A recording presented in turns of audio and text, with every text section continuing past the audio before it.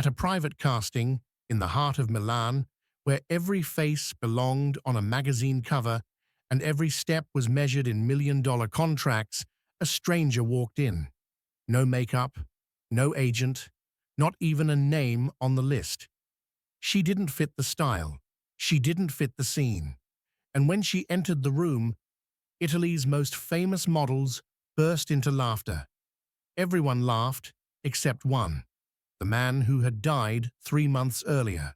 Lucien Della Torre, the legendary designer, had once said, "If the day ever comes when she walks in, let the world see what I've hidden my entire life." That day, she walked in. And just minutes later, the entire haute couture system was shaken by a name no one had ever heard, but no one would ever forget. Milan, a windless morning during Fashion Week. On the top floor of a 5-star hotel, Maison della Torre was holding a private casting to select models for the final collection of the late designer Lucien della Torre. No press, no cameras, just creative directors, investors, and faces so striking. They were hard to tell apart. Each model stepped out of the elevator as if stepping straight out of a campaign shoot, tall, thin, pale, sharp-eyed, and not a single one dared to smile. They all looked the same, like someone had chosen a single face and copy-pasted it 100 times. And then the elevator doors opened one more time. A girl walked in. No stylist by her side, no high heels, no makeup at all. She wore a simple black dress, carried a faded canvas tote, and had her hair tied back low like she'd just come from a shift at work. The casting room went silent. Not because she stood out, but because her presence felt so misplaced, it made people uncomfortable, like a smudge of ink on a nearly finished oil painting. "Who are you?" one of the coordinators asked sharply. "You're not on the list. This is a private casting. Please step outside." The girl didn't argue. She simply reached into her bag, pulled out a cream-colored envelope, and handed it to the front desk. The seal was a red circle with 3 letters, LDT, short for Lucien della Torre, the legendary designer who had passed away 3 months earlier. One of the top 3 models, Carla, the daughter of the main sponsor, burst out laughing. "Oh dear, did you come to apply as a model? What century is that dress?" From the girl didn't flinch. She simply looked ahead and said quietly, "I didn't come to be a model. I came because someone once said that if I ever showed up, the world would finally see what he'd hidden his entire life." The room fell completely still, because only one man had ever said he was hiding something waiting for someone to arrive. And that man was Lucien. No one in the room understood what was happening. The casting assistant picked up the envelope, her hand trembling slightly at the sight of the seal. They had seen that seal before. It only appeared on Lucien's classified internal documents, the kind locked away in safes, touched only by those closest to him. "Who gave this to you?" the assistant asked softly, her voice no longer sharp like before. "No one," the girl replied. "I've kept it for 8 years." Before she could finish the sentence, the touchscreen behind the coordinator's desk suddenly lit up. The casting room's cameras automatically scanned the space and stopped centered on the girl's face. A soft sound rang out, like the click of a vault unlocking. On the screen, white text appeared: "Facial recognition, Solène Darrow. Activation code, Lucien Legacy Protocol. Access level final." The room froze as if all the air had been sucked out. A few people stood up from their seats. Some of the investors reached for their phones, not to film, but to report, because they knew this was no longer an ordinary casting. The lead assistant rushed to override the system, typing in the shutdown code, but it didn't work. Then a deep, warm voice came through the hidden speakers, the voice of Lucien della Torre himself, recorded with such clarity and calm, it felt like he was standing in the room. If you are hearing this recording, it means Solène has arrived. And if Solène has arrived, then I am no longer alive to protect her. His voice paused for a few seconds, then returned, slower, now heavy with emotion. I left no will, because the truth cannot be divided. I only leave an apology. And one last thing, the Null Collection. Open it. Let the world see what I spent a lifetime trying to hide. At the far end of the room, what had always been assumed to be a paneled wooden wall suddenly slid open.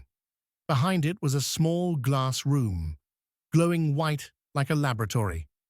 At its center, slowly rotating on a display pedestal, was a single black dress. No label, no code, only a line of laser-etched text on the base of the stand U0. The final muse. The glass room opened slowly, silently. Inside, the dress turned on its axis, the white light from above, making the black silk shimmer like the surface of still water. No one dared approach. Even Carla, the model, who had just mocked Solène, sat in frozen silence, her face taut like a drawn wire. One investor whispered to the person beside him, "Is this some kind of setup?" The other replied quietly, "No. I heard. Lucien once worked with an AI company. When he disappeared from the public eye, it was because he started building something of his own, like a living will." Lucien's voice returned deeper now, as if recounting a wound that still hadn't healed.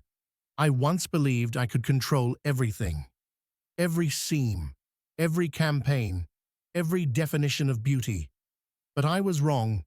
I quietly erased women who didn't fit the mold I created. I turned them into data and deleted them." All eyes turned to the screen behind them. A stream of images appeared, not fashion shots, but archival photos, models who had vanished from campaigns. One had her contract cancelled for being pregnant.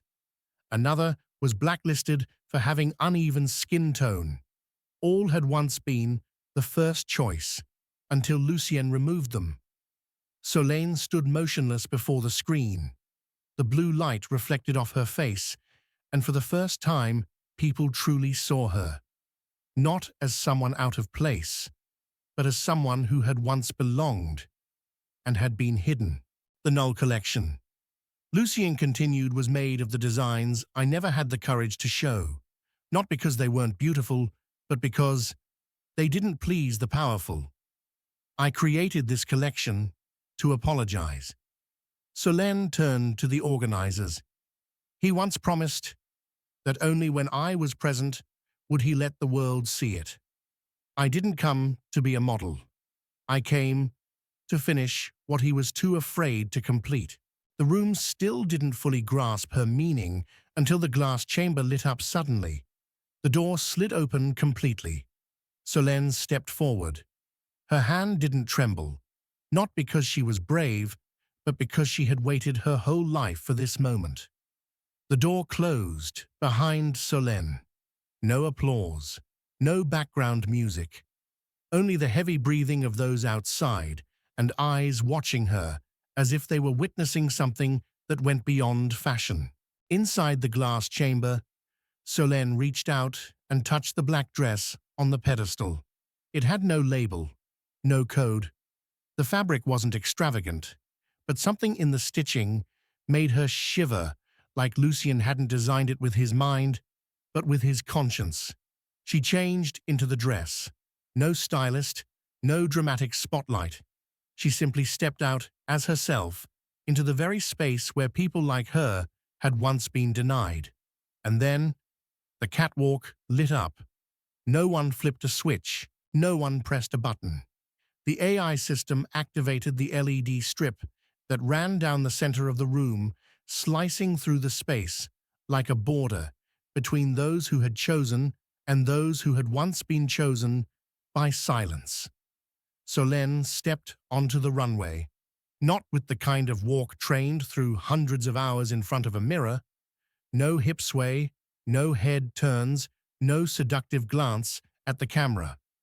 She walked as if through a field, calm, barefoot. Each step is a breath. Each ripple of fabric tells a story untold. Then the wall behind her lit up, displaying the first video clip, a cut segment from a fashion program 7 years ago. A middle-aged model cried on camera, speaking in Italian, "I was cut because of a C-section scar. They told me, no one wants to see a belly that once carried a child."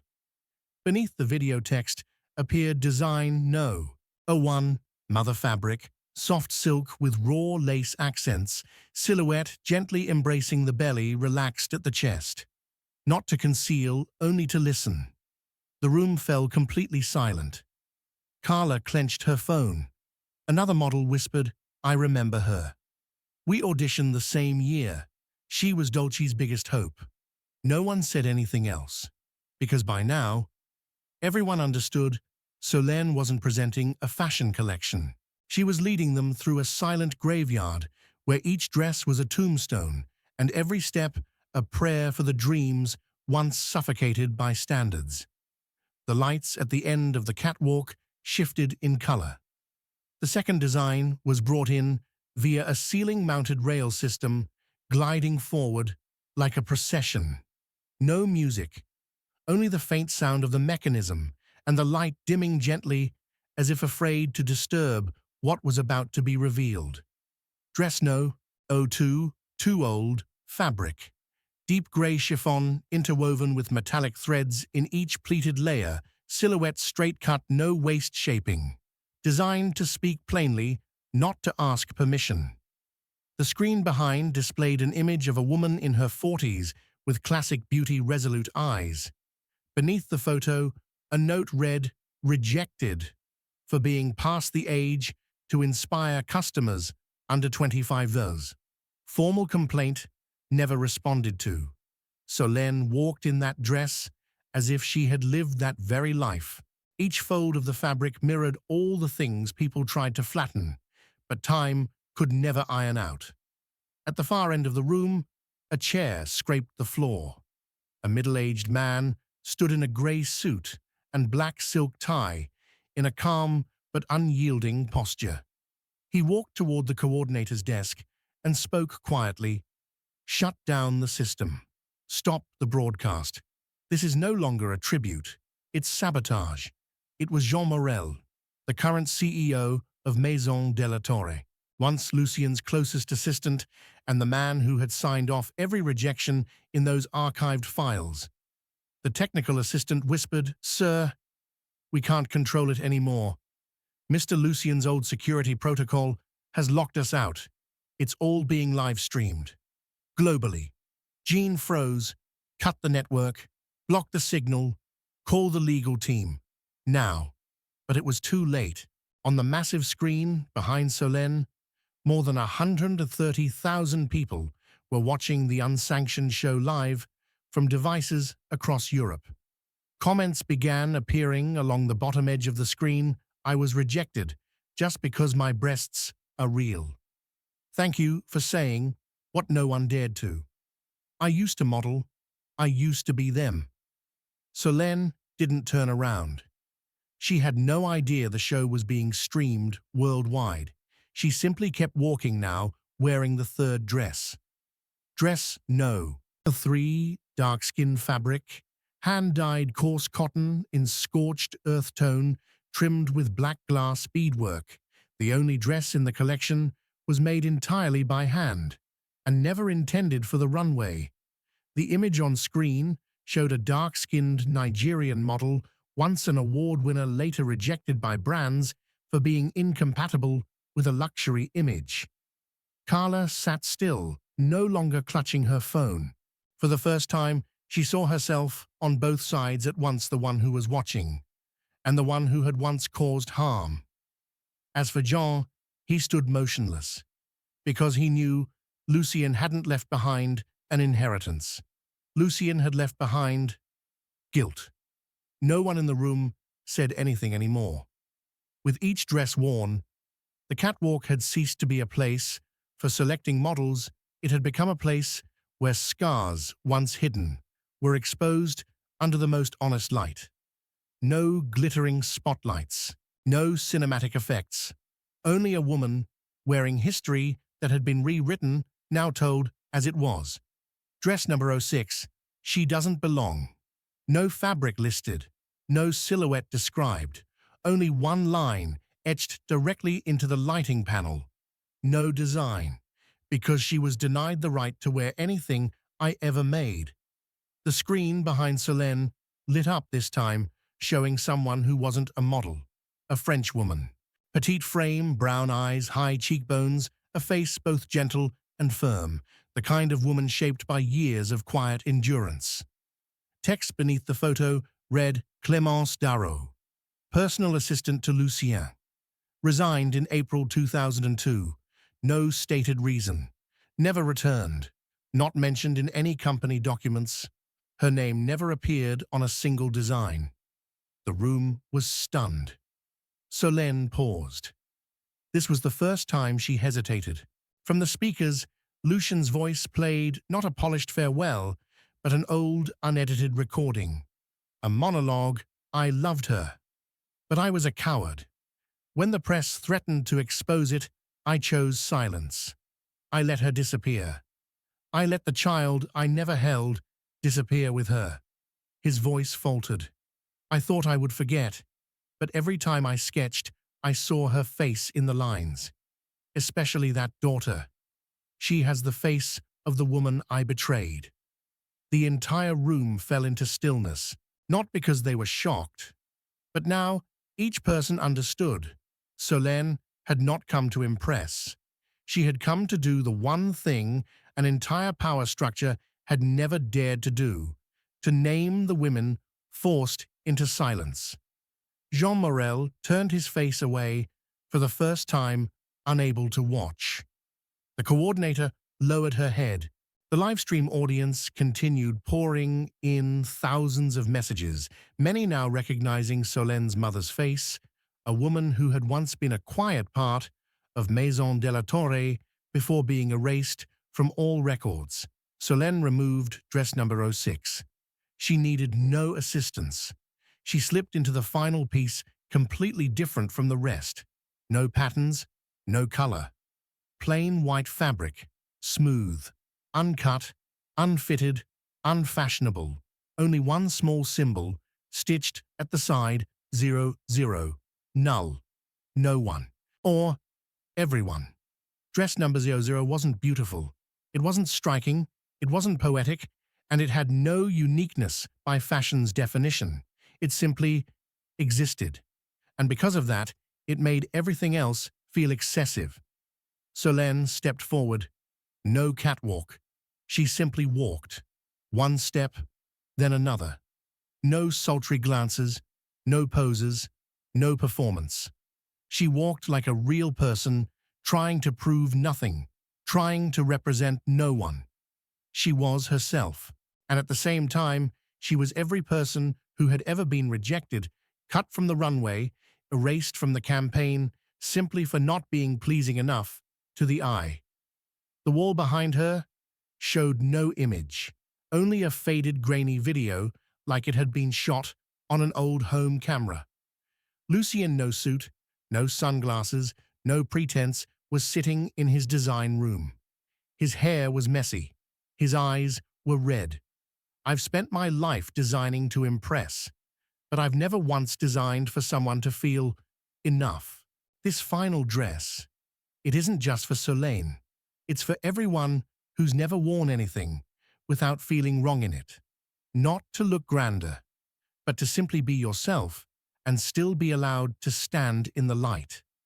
The live stream hit 3.5 million viewers. From Paris, London, Seoul, New York, dozens of photographers, young designers, and unknown models began sharing images of Solène not as a trend, but as if they had just discovered a new symbol.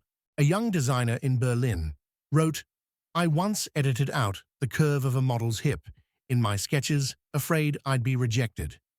Tonight, I apologize to myself." A South Asian model who had been dropped 3 years ago posted when she walked out in that white dress. I cried like a child. I saw myself. Jean Morel remained seated. His legal team had arrived, but none of them entered. One lawyer whispered Lucien's AI will is legally binding. He secured full control of the entire brand before his death. Jean closed his eyes. There was nothing left to protect, nothing left to hide. Solène stopped in the center of the room. No bow, no wave, no final pose. She simply stood. And at that moment, the room's lighting changed for the final time.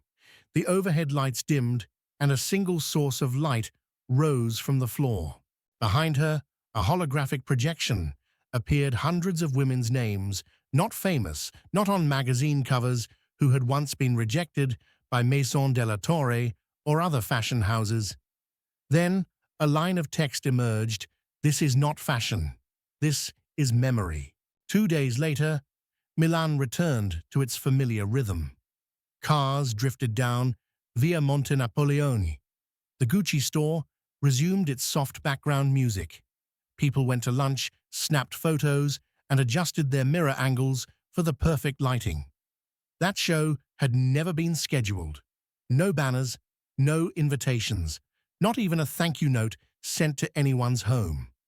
But it happened, and it changed everything, from a brand's history to the way a model looked at herself in the mirror. Solène left Milan on a night train. No send-off, no reporters, no one is asking for autographs. She sat alone, wearing an old sweater hair, tied back neatly, holding a small wooden box in her arms. Inside was the final sketch Lucien had sent to her mother unsigned. A ticket inspector approached, looked at her for a moment, then said, quietly, "I watched the live stream that day. I didn't understand everything, but I saw my wife cry. She used to model. She was rejected after giving birth." Solène simply nodded. No reply. No need. Back at Maison de la Torre's headquarters, the main wall that once displayed portraits of legendary supermodels had been replaced by a digital screen. Each day, it displayed the name of someone once erased from a campaign slowly without flair. No one at the house was allowed to turn it off. And dress number 0, it wasn't put in a museum. It wasn't auctioned. It was sent back to Solène's mother, accompanied by a handwritten letter from Lucien, likely timed by AI to arrive at the right moment. It read only, "If I ever made one design worth remembering, it wasn't a dress. It was 2 women who taught me. Beauty never needs an audience." Months later, small signs began to appear. A major fashion house changed its policies, launching a campaign for postpartum women. A young designer in Belgium released a collection called Imperfect Skin, inspired by raw, unprocessed textures. An African-born model appeared on the cover of a major magazine, unretouched for the first time in its history. No one mentioned Solène. No one called her a symbol. She gave no interviews, signed no contracts, became a brand ambassador. But people whispered she didn't want to be chosen. She just wanted people to remember. There once was a dress that didn't fit the trend, but it fit the truth. The story ends with no ending, because the things that truly matter don't need to be framed by one. Some people are born to be chosen. And then there are those who don't need to be chosen to become something irreplaceable. Solène Darrow never trained for the catwalk. She had no portfolio, no agent, no media coverage. But with a single silent step, she made an entire industry stop and ask itself, how many lives have we erased simply because they didn't fit into a mold we created? The final dress she wore wasn't made to impress. It was made so anyone could look at it and say, I was rejected like that too. I once thought, maybe I wasn't beautiful enough to stand on a stage. But perhaps the most painful thing isn't being rejected. It's when your existence was never even recorded. Solène's story isn't one of revenge. It's a memorial, Not for a designer, but for all those who were silenced by a spotlight pointed the wrong way. What's the lesson here? That some runways don't need music, some designs don't need labels, and some people, by simply standing still, can bring the whole world to a pause. The message: fashion should never be an exclusive ticket for the few. It should be a mirror where anyone can look into it and see that nothing about them is missing. My personal take: I believe that in a world increasingly run by trends, algorithms, and market tastes, we still need people like Solène, not trying to become a symbol, yet becoming the quiet confession truth seeks out when it has nowhere else to go. If you've ever felt like you didn't belong, remember, the most important dress isn't the one that makes others gasp. It's the one that lets you stop asking permission to simply stand where you are.